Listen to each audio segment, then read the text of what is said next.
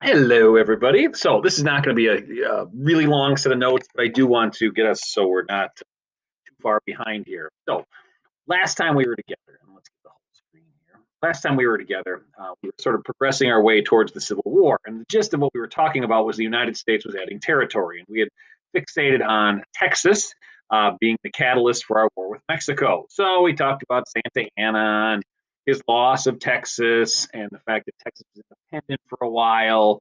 And in the end, Texas and kind of the debate over where Texas's border was leads to a war with Mexico. And this war with Mexico ends up with the United States conquering a ridiculous amount of territory, or at least acquiring it.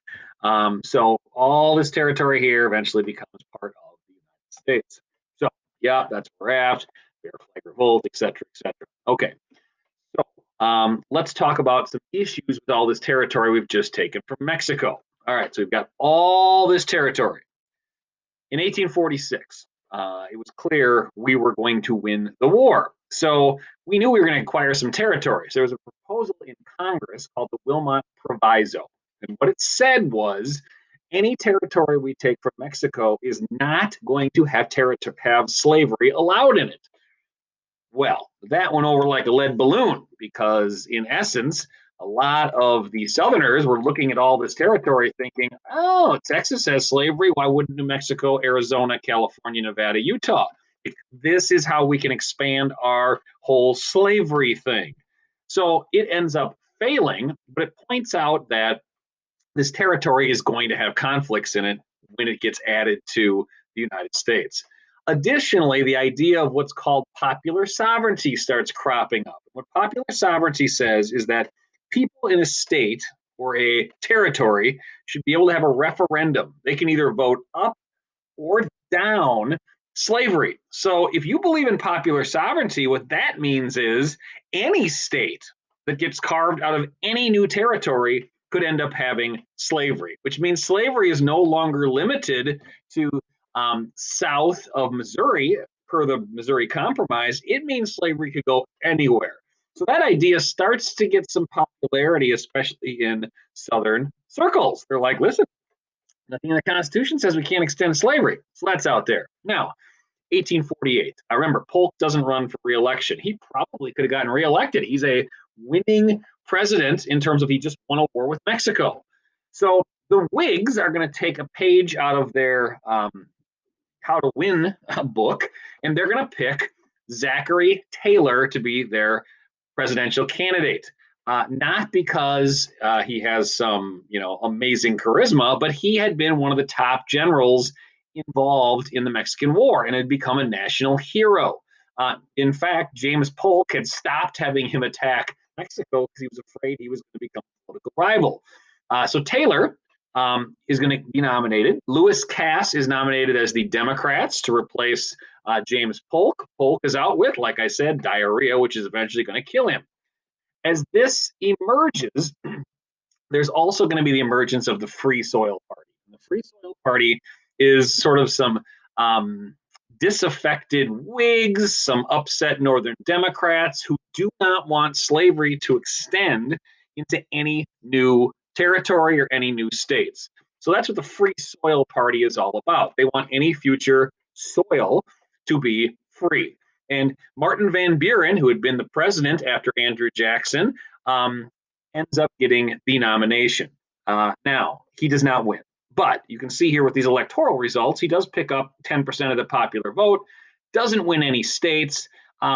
Zachary Taylor, on his generalship, ends up becoming president of the United States. So we're not going to talk about a ton of stuff he does during his presidency, but there are a few things that happen while he's presidency, but he's not really the guy who drives them happening. Okay, so we take over California. And here's the amazing thing. So, California, as you can see on this map, had been part of Mexico or Spain since the 1500s. Remember, the Spanish Mexicans had built missions all along the Pacific coast here. They owned it for hundreds of years. In 1849, the United States has owned California for literally a year. Gold gets found in California. It had been sitting there for millennia, The Spanish didn't find it. The Mexicans don't find it, but the Americans essentially blunder into finding a ridiculous amount of gold, the equivalent today of billions of dollars worth of gold. It's found at Sutter's Mill, which is in Northern California. This map zooms in, so you have the port of San Francisco over here, and then you end up having Sutter's Mill up this way towards Sacramento. So it's along the American River. Not that I'm going to go into all the details, but Sutter's Mill, this guy named James Marshall actually finds the gold while they're trying to make a mill to make wood. Like it was a wood cutting mill. They end up digging this ditch, displace all of this sand and silt. Water runs through it. And if you know anything about how you pan for gold, the gold ends up settling at the bottom and all the silt goes away. And James Marshall's like, holy crap. Johannes Sutter, who owns Sutter's Mill, sends the gold to San Francisco. And when he sends the gold to San Francisco, they actually test it. Turns out it's actually gold. There was a guy who was in the assayer's office, which is a government office, who's like, gold, gold from the American River, ran up and down the streets of San Francisco. The news then spreads to the East Coast within a couple months. And pretty soon there are something like 50,000 Americans who head for California. And it's not just Americans, it's Chinese. So Chinese find out about it and they start heading to California. So the Chinese, because the gold rush, become really the first non-Europeans to come in mass voluntarily to the United States. Obviously, Africans had come to the United States involuntarily. Chinese come in. And we don't have any anti-immigration laws at this point, so the Chinese come in. They end up being discriminated against. Some of them actually get rich, not necessarily because of gold, but because they provide services to the miners.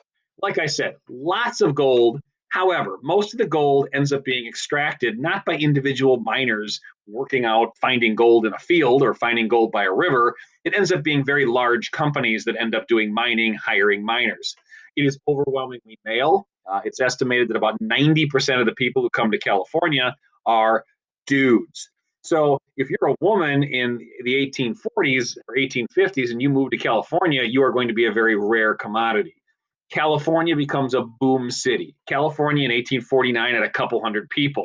Within a decade, they're going to have thousands of people.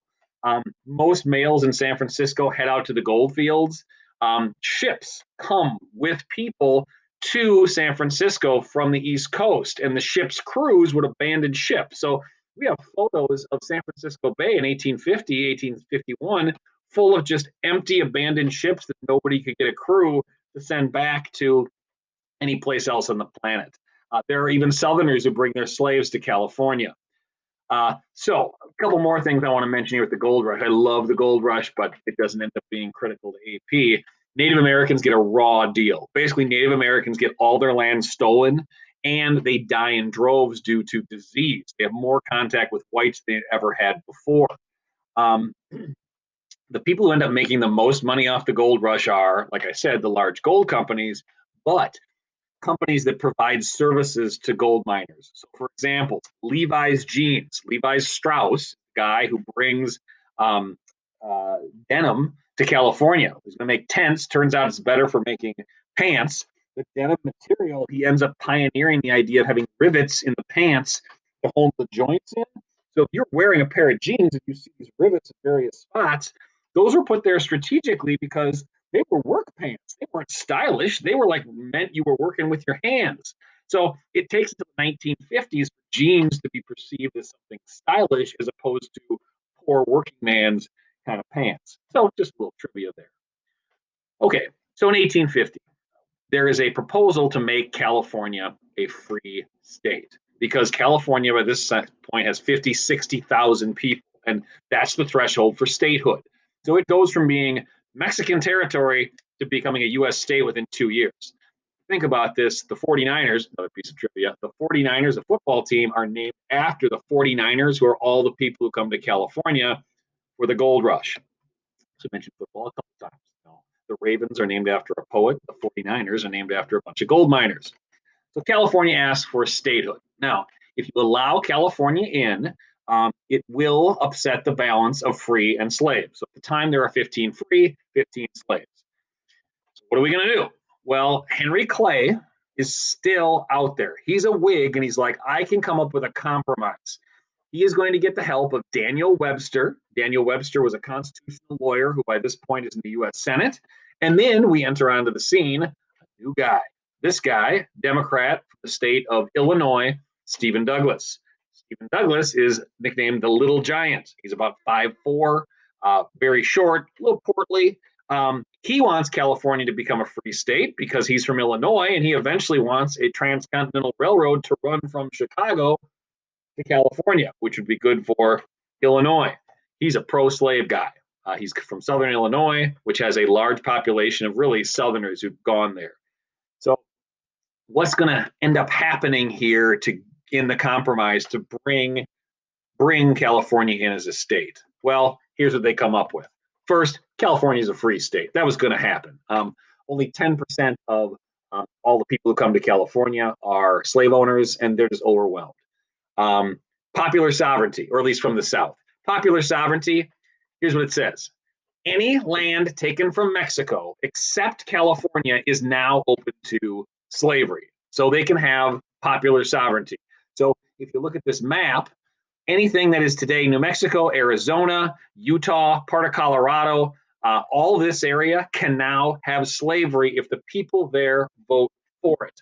That's the Compromise of 1850, or at least one of the major compromises. Next, new tough fugitive slave law. This is probably the most controversial part of the law. What this law does is it says if you are a slave anywhere in any part of the United States and you've escaped, whether it's Iowa, Wisconsin, Illinois, you're an escaped slave, people in that area are legally required to turn you in. So if you're an escaped slave, you are never free until you get to Canada.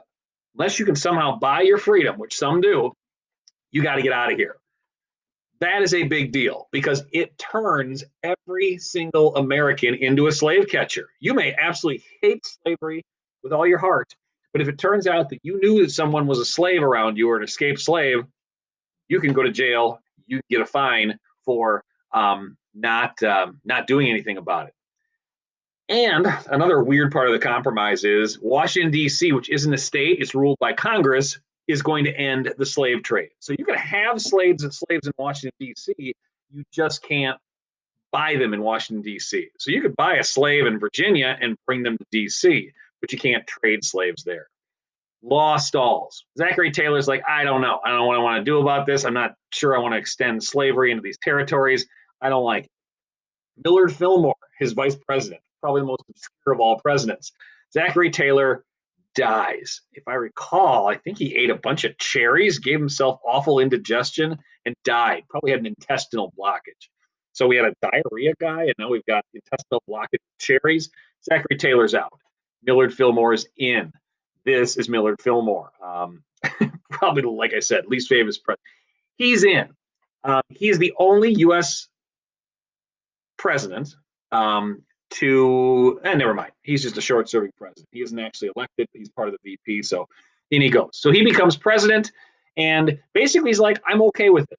Now, each part of this law is not necessarily popular with people, so they end up passing it in parts. So some people could vote for California being a free state, but did not vote for popular sovereignty. But they cobble this thing together, and it ends up passing. This is going to continue to aggravate the Free Soil Party because they're like, listen, this should not be open to slavery. This should be completely and utterly free. It should. But Compromise of 1850 does prevent a civil war. And I should note that Henry Clay is into it, and so is Daniel Webster. And those two, to a large extent, had put together compromises like the Compromise of the Missouri Compromise that had prevented war. Both those guys are going to die by 1852, and the years of compromise are going to be over. And this whole let's put off the issue of slavery and states and where slaves are going to go, it's going to percolate and finally come to a head once the compromisers are gone. All right. Anything else I want to cover? Oh, okay. One last guy I want to mention here is Franklin Pierce. He's a Democrat, comes in, wins 1853, or serves from 53 to 57. The big thing he does while he's in office is does the Gadsden Purchase, where he ends up getting the U.S. government to spend $3 million on that little piece of land. Um, refresh your memories of where the land is. This little piece of land here, he ends up buying as a Democrat. He wants to have a southern transcontinental railroad, and he figures if he can come across this desert here through Tucson, that'll make there be a southern transcontinental railroad. So he gets the U.S. government to do that. There's also talk of making the United States bigger. And in fact, there's a proposal by a guy named Osted called the Osted Manifesto that a lot of Southerners support that essentially say we should make a deal to buy Cuba. Buy Cuba? Yeah. If you're a Southerner, if you buy Cuba, Cuba then is going to become another slave state. Cuba still allows slavery in this era. And in fact, there's sort of this implication that if the Spanish own Cuba at this point, if the Spanish don't sell us Cuba, we should go to war with the Spanish. Now, keep this in the back of your head. We're not going to want to extend slavery, but eventually there will be a war with the Spanish, but it's going to be almost 50 years later. This is Franklin Pierce. Actually, he's a well-known alcoholic, but one of his nicknames was Handsome Frankie Pierce.